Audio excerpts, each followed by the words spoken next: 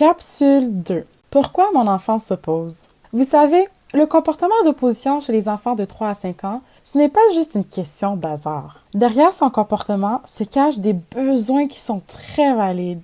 Alors, les comportements que vous pouvez voir sont les comportements comme l'opposition, crier, frapper, pleurer ou encore faire de la provocation. Mais derrière tous ces comportements qu'on voit à l'œil nu se cache un besoin qu'on ne voit pas. Peut-être que ce petit Antoine a juste besoin de l'attention. Peut-être qu'il y a une incompréhension aussi. Peut-être qu'il évite aussi une activité.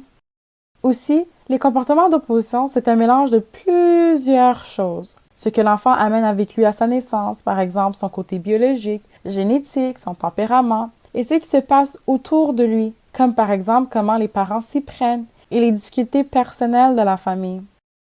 Les chercheurs ont creusé et ils ont découvert que des trucs comme l'âge, un enfant anxieux et tout ce qui se passe autour de l'enfant peuvent jouer un rôle dans la façon dont les parents éduquent leur enfant, qui en retour joue un rôle dans l'apparition de l'opposition. Par contre, parfois même si les parents essayent de vraiment bien faire, si l'enfant a un tempérament difficile, l'enfant peut automatiquement s'opposer malgré les bonnes pratiques des parents. Ce n'est pas simple, mais comprendre tout ça peut aider à trouver des pistes pour aider l'enfant à mieux gérer ses comportements d'opposition. Capsule 2, partie 1.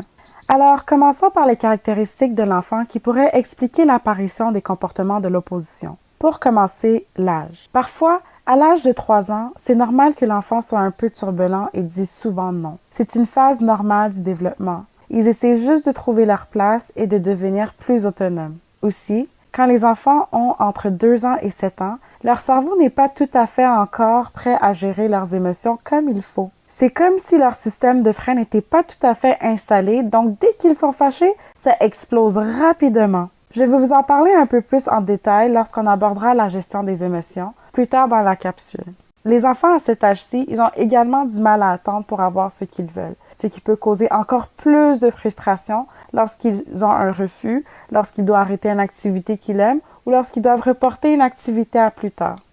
Ensuite, le langage et les crises de colère. Les études montrent que quand les enfants ont du mal à s'exprimer, ça peut les pousser à être plus désobéissants ou opposants. Chez les jeunes enfants, le contrôle des émotions et des impulsions est encore bien difficile. Lorsqu'un enfant se retrouve en crise, ses émotions prennent toute la place dans son cœur, dans son corps et dans sa tête. Il est alors difficile pour lui de raisonner. L'enfant a besoin de son parent pour réussir à se calmer. L'habilité à mieux se contrôler se développe peu à peu à mesure que le cerveau et le langage de l'enfant se développent.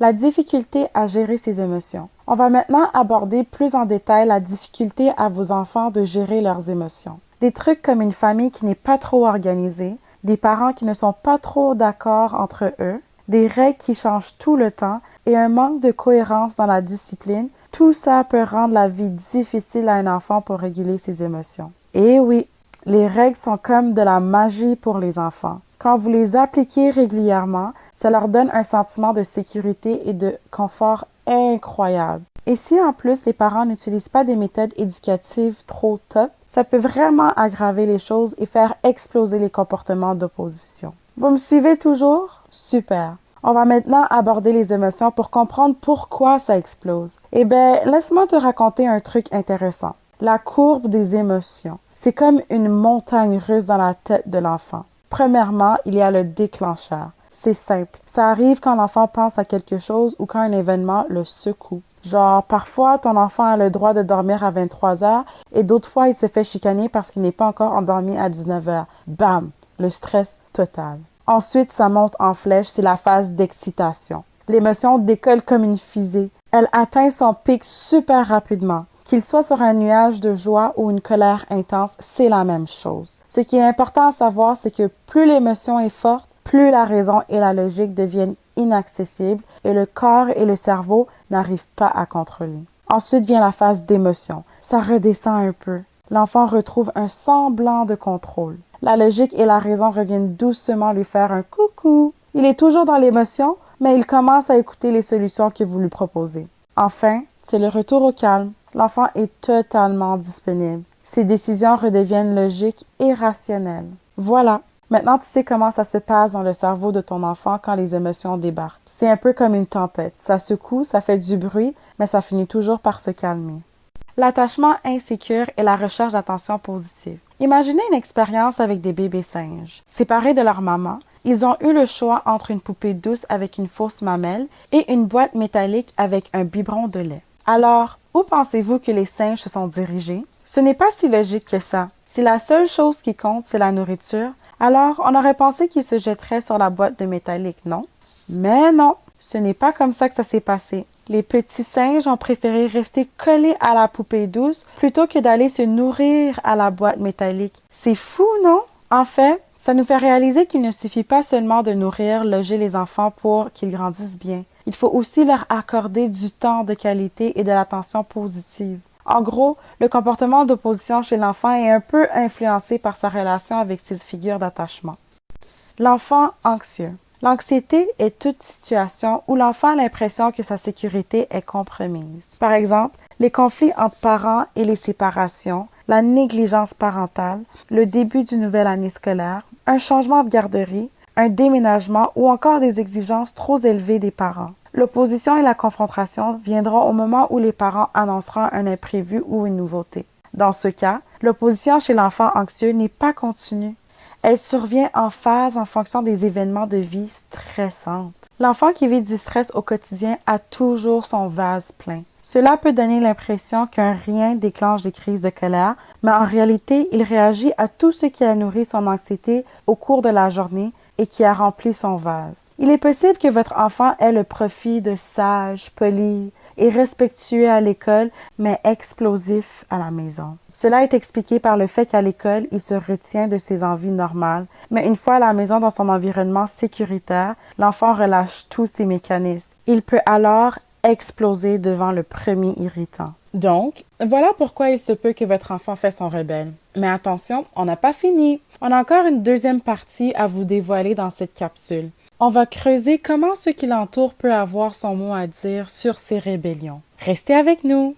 Capsule 2, partie 2. Les éléments de l'environnement. Alors, du côté des éléments qui se passent autour de la maison, les chercheurs ont mis le doigt sur quelque chose d'important. Quand les parents traversent des moments difficiles ou que la famille est secouée, cela peut influencer leur façon de gérer les enfants. Et devinez quoi? Ça peut déclencher des comportements d'opposition chez les enfants. Les vulnérabilités personnelles des parents, c'est un peu comme une toile d'araignée où chaque fil mène à des pratiques parentales pas géniales et ça peut bien embêter les enfants.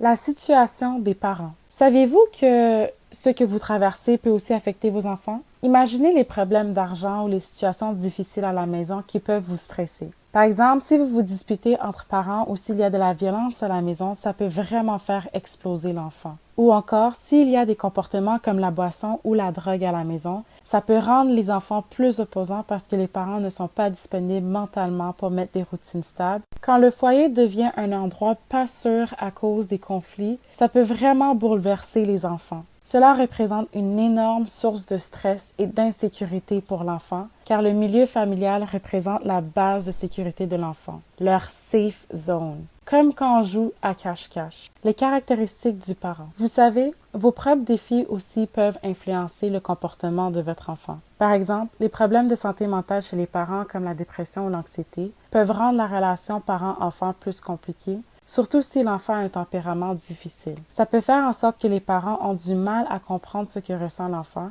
Parfois, ils finissent par rejeter les émotions de l'enfant. Il y a aussi votre propre histoire avec vos parents qui vient jouer un rôle. Si vous avez eu une relation difficile avec vos propres parents, ça peut influencer la façon dont vous élevez vos propres enfants. Si vous ne vous sentiez pas aimé, vous pouvez interpréter les actions de votre enfant de manière négative et ça peut vous pousser à être super strict et même parfois un peu trop dur. Alors, en ce qui concerne comment vous éduquez vos enfants, il y a quelques trucs à savoir. Les punitions physiques ou verbales ou encore le fait de ne pas être cohérent dans ce que vous demandez, ça peut vraiment jouer sur le comportement des enfants. Donc voilà, plein de trucs qui peuvent jouer sur les comportements d'opposition de votre enfant. Comprendre tout ça peut maintenant vous aider à trouver des solutions pour faire en sorte que la dynamique dans votre famille s'améliore. Par contre, avant de continuer plus loin, est-ce que tu te retrouves dans les éléments qu'on vient de parler? Est-ce que tu as remarqué des éléments qui te font penser à ton enfant? Prenez le temps d'en parler avec l'intervenante avant de poursuivre à la prochaine capsule. À bientôt!